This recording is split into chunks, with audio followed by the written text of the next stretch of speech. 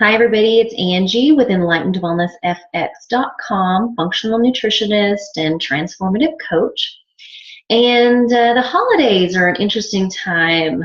If you're trying to lose weight or you just don't want to gain weight during the holidays, or if you're on an elimination diet, or just already know what foods are trigger foods for you that cause an inflammatory response, make you sick, bring on symptoms. It can be hard even when you know certain foods are not good for you to avoid them during the holidays, because we have a lot of emotional and social ties to our foods.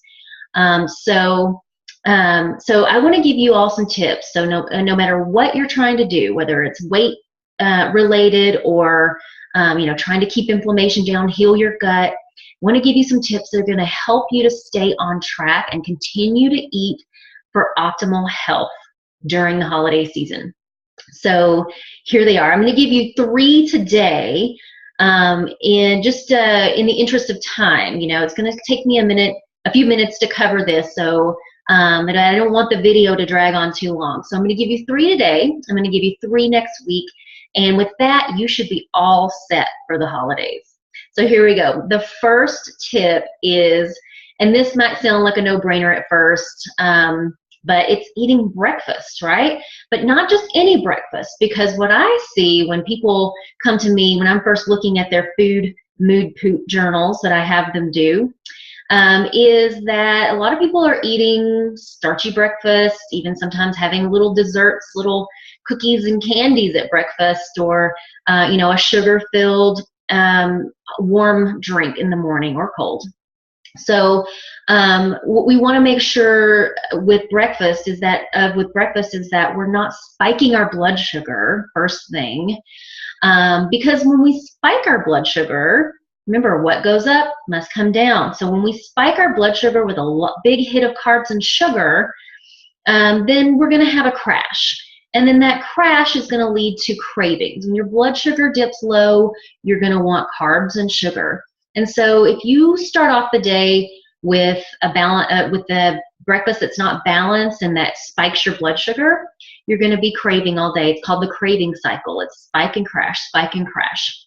So what we want to do is make sure that, number one, you're eating breakfast, I would say, by 9 a.m. at the latest, because waiting too long to eat brings on a low blood sugar as well, and that starts the craving cycle. So make sure you're eating by 9 a.m. at the latest. Earlier is better. And make sure that your breakfast is protein and veggie focused. So making sure that you've got at least, like 4 ounces of protein if you're eating meat, about the size of a deck of cards, between 25 and 35 grams of protein. And then pairing that up with some vegetables. It could be leftover vegetables.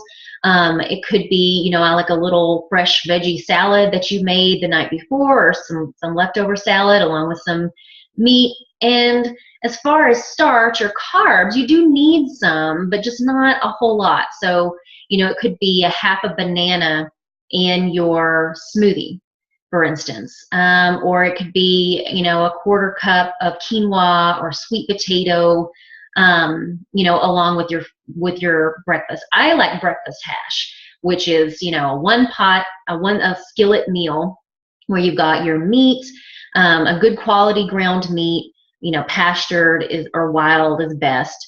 And then, you're pairing that up you start with your meat and get that going, and then you start putting in, say, some garlic and onions, your seasonings. You could put in some chopped up veggies, carrots. Greens are really easy and fast to cook, so you could go that route.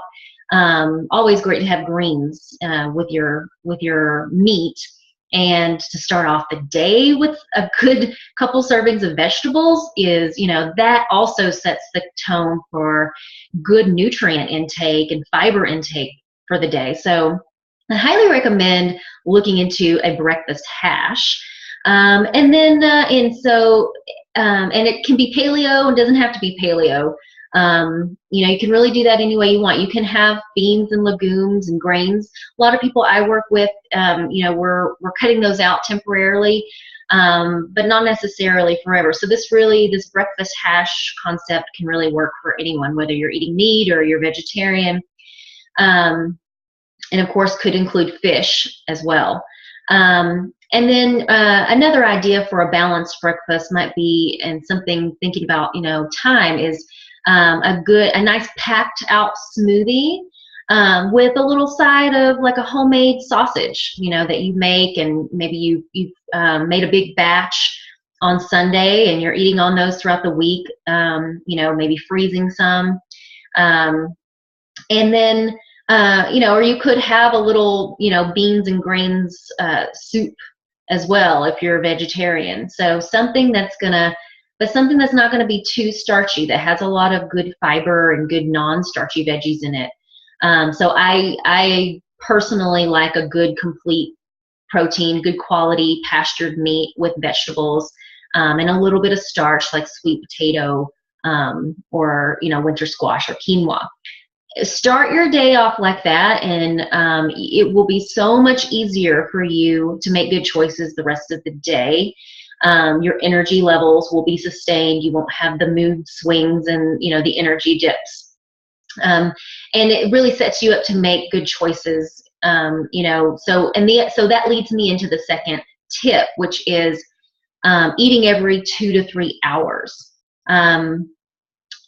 Because a lot of times, many of us, we have just been under chronic stress, and our cortisol levels, if we've been under stress for a good long while, which modern lifestyle, it's chronic stress. So if you find that you may find that you need to eat every 2 to 3 hours to keep your blood sugar balanced. That's very common, especially if you've got, low cortisol levels, or what we call adrenal fatigue. And then the other part of that is, maybe you don't need to eat every 2 to 3 hours. Everyone's going to be different. But the bottom line is, make sure you're honoring your hunger and satiety cues. Often I ask people, what lets you know when you're hungry? And what I get a lot is, well, I get a headache, and my energy levels dip, and I get lightheaded. Well, I'm sorry, but that's way past the point of when you first are, when your body first lets you know when you're hungry. So it's really that first little hunger pain, which we often ignore. So what I'm instructing you on today is, don't ignore it. Notice it and honor it. When you feel that first little twinge of hunger, then I want you to start, give yourself about 10 minutes to wrap up whatever you're doing, and then eat your snack. And for a lot of people, that's going to be 2-3 hours after breakfast. But if it's not, just make sure that you are really paying attention to the cues that your body is giving you and honoring those. So, don't wait till you're hangry to eat. Start eating when your body tells you it's time. That's how you break the craving cycle. That's how you circumvent weight gain and yo-yo dieting and sizing. That's how you put an end to all that, is honoring your body's cues, because so often we ignore them. We're taught to ignore them so that we can be productive, so that we can make other people happy. But remember, you are not going to be as productive as you want to be in your life. And you're not going to be as supportive to others if you don't first take care of yourself. So start honoring your hunger cues.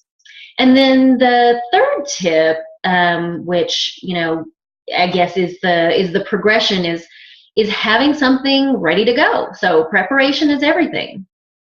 Make sure you have food with you at all times. Keep it in your purse or your backpack or your desk drawer. Make sure that you've got food, and make sure it's the right kind of food, because that way, if you're prepared and you've got food ready to go, your snacks, your meals, you're not going to be tempted by whatever's going around the office, or the fast food restaurant that's right there and would be so easy. You want to have foods that are going to keep you out of those fast food restaurants, convenience stores, and the break room. So here's some foods that I recommend that you take with you, some things that I like to take. Well, the first two things are going to be the easiest, the most portable, and the most complete for the most part.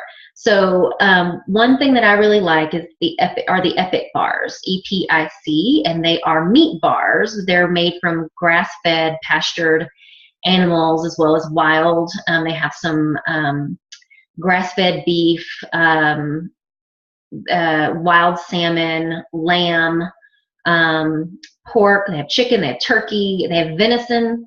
So, and these are preservative free, they're cured naturally.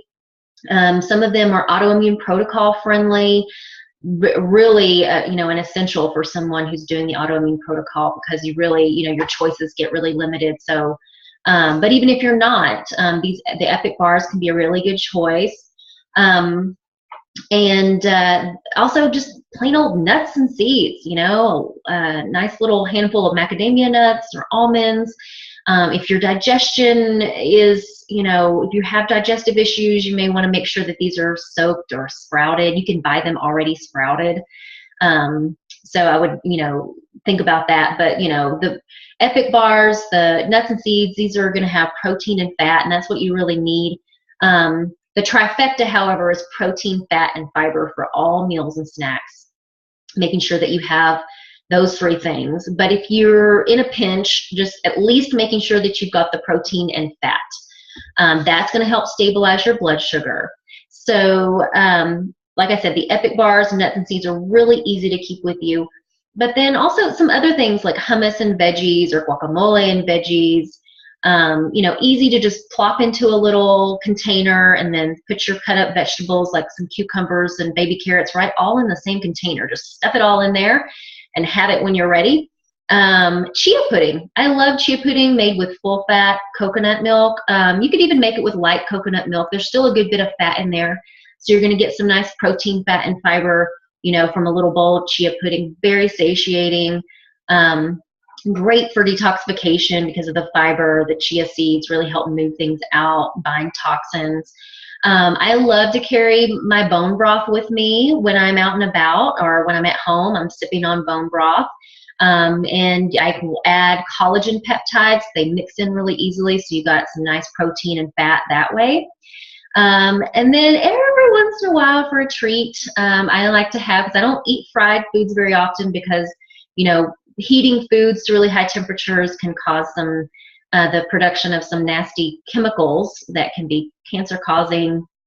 But every once in a while I like to have some pork rinds. I like Epic brands pork rinds.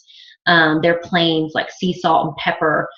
Very filling. They're high in protein and have some good fat, but no fiber, of course. But you could certainly have, along with that, some veggies. You could dip them in guacamole. That's what I like to do when I really need something that makes me feel like, I need something that's really grounding, and maybe needing a little comfort food without spiking my blood sugar. That's what I will get from time to time. So those are my tips. I want you to make sure that you are having a really good breakfast, protein and veggie focused, eating every 2 to 3 hours, as well as honoring your hunger cues.